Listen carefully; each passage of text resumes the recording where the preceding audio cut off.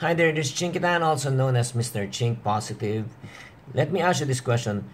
Naranasan mo na bang mabroke? Naranasan mo na bang ang gumigising sa'yo sa mga text messages yung mga taong naniningil sa'yo? At yung mga phone call mo hindi mo na talaga sinasagot dahil natatakot ka na baka may mga collector ng mga credit card at mga taong naniningil talaga. Alam mo, yung ganong klaseng pamumuhay ay napaka-stressful. Ang magkulang at kapusin ng iyong kita at lalo sa iyong budget ay nakakalungkot na pangyayari sa isang tao.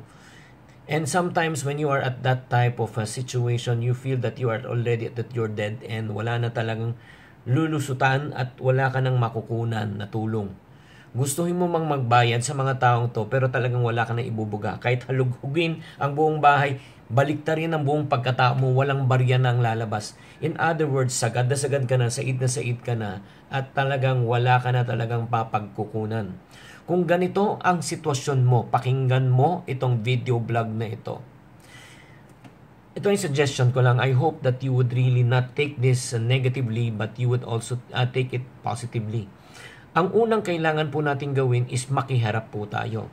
Hindi mababayaran at malulutas ang ating utang kung tayo ay nagtatago at tayo ay tumatakas. Walang takasan ng responsibilidad. Harapin natin at kausapin natin mahinahon ang pinagkakautangan natin para masabi natin ang tunay nating sitwasyon.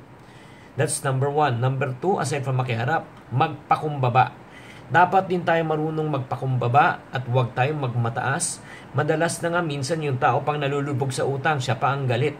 Lalo na kaiinisan ng mga taong ay naniningil at hindi na minsan tayo makakaulit dahil hindi tayo marunong makipagkapwa-tao. Pangatlo, matuto ring makipag-areglo. Kung hindi haharapin ang utang, lalo lang ito ilalaki dahil magpapatong-patong ang interes. Harapin natin ang ating pinagkakautangan at makipag-areglo. Let them know kung hanggang kailan o hanggang saan lang ang kaya natin bayaran sa utang. Halimbawa, 12,000 pesos ang utang mo. Kung ang kaya mo lang bayaran at hulugan ay 500 or 1,000, sabihin mo makipag-areglo ka, magkasulatan kayo at maghulog ka buwan-buwan. At kung hindi mo kaya naman maghulog for that particular month, magpasabi ka rin, magparamdam ka. At isa pang mahalagang bagay, kung talaga napakalaki na talaga ng interest, makipagtawaran. At kung ikaw ay nag-uumpisa na talagang magbayad at talagang medyo nahihirapan ka na, makiusap ka naman. Sabi mo, bawasan naman yung buwan ng interest na pinapataw sa iyo or bawasan ng konti muna yung buwan na binabayaran mo until such time na makaluwag-luwag ka. And last but not the least, I would suggest is magpa-counsel ka.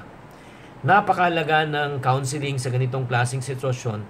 Look for a financial expert or a counselor who can give you advice.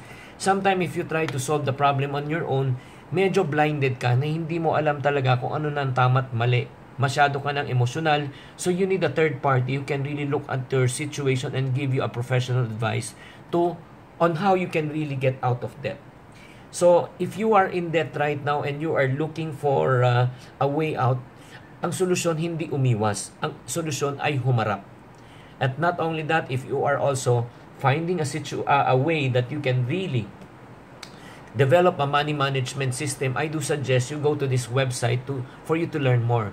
Go to moneykit.com.ph. That's moneykit.com.ph. And then may video kang panonoorin doon para maunawaan mo kung paano ka talaga makawala sa utang. This is Chinkitan saying to every problem, there's always a solution. If you're not part of the solution, you're part of the problem. Always, Chink Positive.